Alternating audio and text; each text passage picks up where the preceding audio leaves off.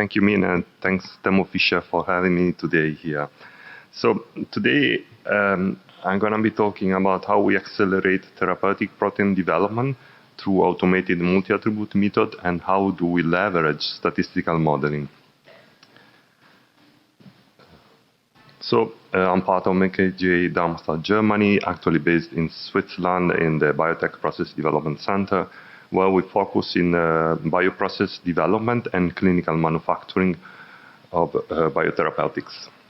So the agenda of today's talks, we're going to be starting with the process statistical model basic concept. Then I'm going to explain you why MAM variants can have a negative impact in the creation of those models. I'm going to switch into how we integrate MAM into end-to-end robotics by leveraging Kingfisher as Smart Digest. So process statistical model. So those statistical models can definitely help narrowing the experimental space. By this, I mean reducing the number of wet chemistry experiments that you need to perform. And at the same time, it increases the process knowledge and understanding and definitely enable quality by design. So we do so by linking process parameter and quality attribute as explained in this summary slide. So the model we present, it has been actually developed to select the best clone while obtaining the highest productivity possible, and it's also capable of setting the optimal process upstream parameter like perfusion rate, biomass target, and temperature shift, while obtaining a limited set of quality attributes within an expected range. So in this case, for our model, we selected high molecular weight, low molecular weight, glycan G0, and glycan high mannose. So by definition, in a statistical model, unfortunately, due to limitation of power and robustness, you cannot model everything. It would be perfect, but it doesn't work like this. So you need to select a limited number of QA that you want to model.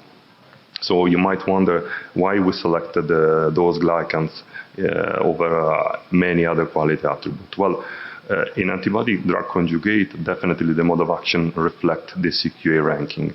When it comes to glycosylation, for years we have been working on the monoclonal antibody, and everybody focused on, for example, on fucose. Fucose is known because it has an effect on antibody cellular cytotoxicity.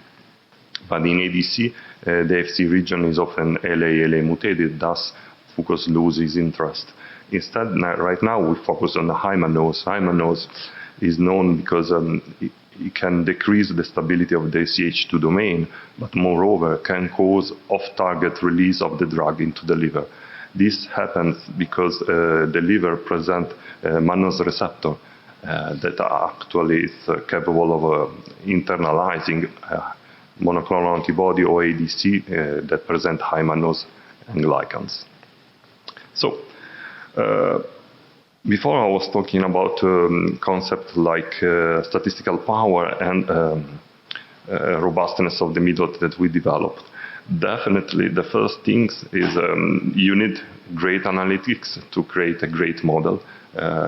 So a model will not fix your data, unfortunately. So variants definitely negatively impact the power of the statistical model. Here we see upper and lower bounds of what we consider acceptable performance given normal distribution of the control that we inject every 10 samples. So if the results are outside the control chart, the variance is too high and the sample need to be retested. Specifically here, as example, I bring the control chart of the N-glycosylated peptide for a standard mAb presenting AFA2G2 glycans. And you can see it's quite small in my screen, but the lowest limited goes from 5% and the highest to 6.2. Similar concept when it comes to oxidation on the methionine 255. We go from 1.3 to 1.8. So all those data are obtained by mixing up a result created by our 3X 480, one QX Plus that is our workhorse, still working fine, and the newest machine that joined the team, the Exploris MX for screening. So the variance, maybe, I mean, it needs to be said, if your variance increase, the only solution would be to increase your sample size, and that's definitely not what we want. So keep in mind that a statistical model has the possibilities of detecting differences in two data when those two data are separated by a rule of thumb of 5-6 time analytical variability. So now you understand why we focus a lot on this. So statistical model definitely allow speeding up, but robotic is also key if you want to accelerate process development in biopharma. So what's actually a robotic platform? You might know many pharma invested on this. It's actually physical and digital integration of a large set of equipment that can automate in high throughput experimental capabilities. So you see here on the top no, you don't see. Okay, so you see here with my mouth, no, neither. Well, you trust me. Top left, there are two Tecan liquid handlers. So in this case, they are air action because they are selected to perform downstream process development with microscale cartridge. Then in the middle, you can see there are two spinnaker from Thermo Fisher. So those are robotic arms that can move 96 plates from one equipment to another one. And in the middle, you see our new entry, the Exploris MX, sitting there and waiting for plates to be tested. So definitely, on-deck analytical strategy is enabled by Thermo Fisher Momentum, that is the orchestrator. So Momentum allow to prioritize the hundreds of actions that each equipment need to do and really coordinate all these things.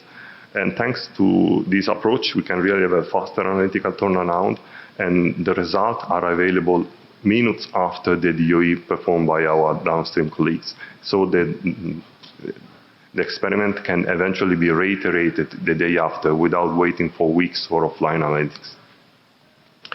So Thermo Fisher Momentum, it does not stop there. I mean, it does really allow you to change mindset when it comes to sample testing.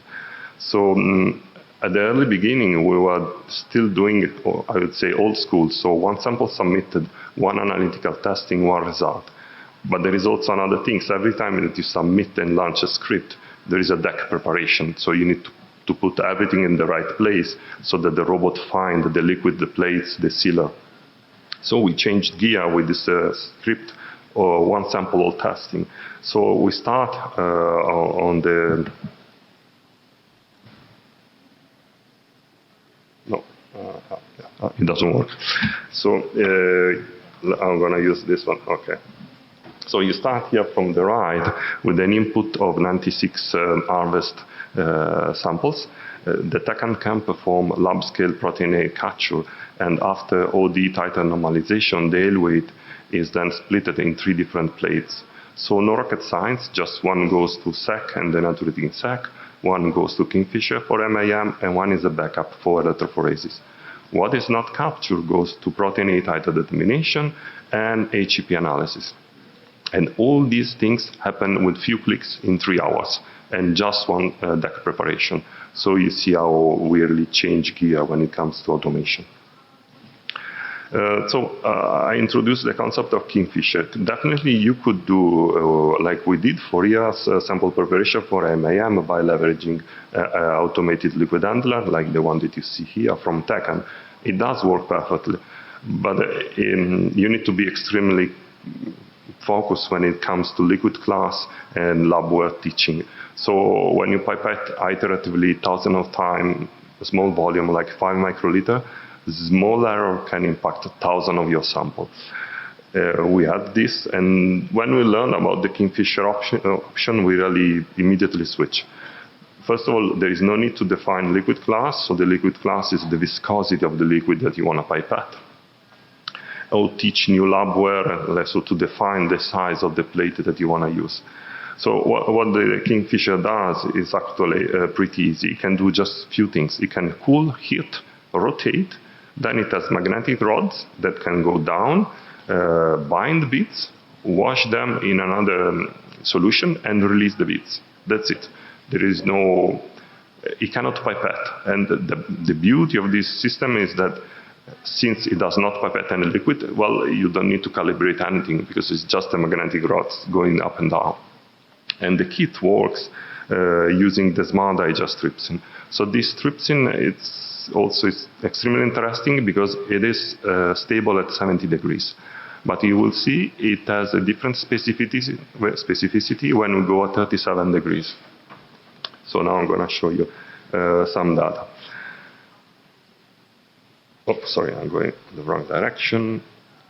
Here it is. So for sake of time, just 2 slides about what we did with Kingfisher. So the Kingfisher method out of the box already works, but does not contain alkylation method. Indeed, you don't necessarily need to alkylate your peptide if you inject right away.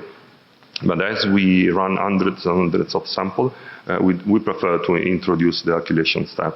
So condition 2 is the basic calculation step. You see, so 70 degrees is the first digestion, and then you lower the temperature at 37, so that the trypsin start the new polishing that is complementary to the one that you obtain at 70, and you alkylate at the same time. But you see the alkylation is not complete. By switching into this condition where we separate the polishing and the alkylation in 2 steps, it costs 30 minutes more, but you achieve perfect alkylation, and we checked also for overshooting, not too bad. So having these 2 temperatures of the smart digest trypsin bring also a great value. That is, the number of miscleavage practically disappear. So condition 1 is the standard urea plus DTT and the other acetamide digestion lasting 4 hours that more or less everybody used to reduce artificial dehydration. It works fine, but from time to time you do have some miscleavage peptide. Here you see ion chromatin extraction of condition 1 for a specific peptide, and you see the very same peptide, condition 2 and 3, how lower it is. So when it comes to end glycosylation, and actually, well, a really important quality attribute that we need to model, you see that for years in condition 1, we were monitoring this QA on a miscleavage peptide. It's not a big deal, it works, no problem. You just need to sum 87% coming from miscleavage 1, 7.2 coming from 2 miscleavage, and 4% coming from 0 miscleavage. So just a bit of gymnastic with the calculation.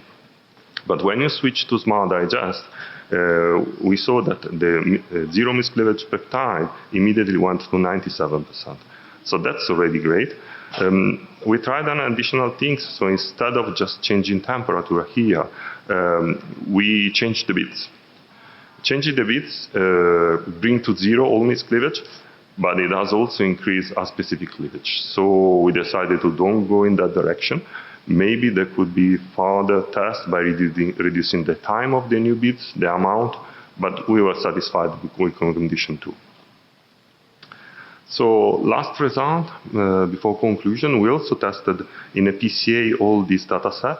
So all the conditions that we tested, the old urea base, the new Smart Digest, were acquired in 3 different mass specs. So in this case, 3 Exploris 480.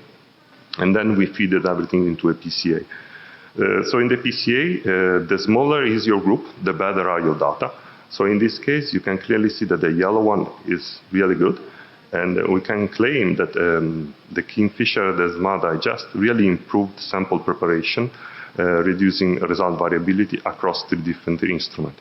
So this is not just one machine.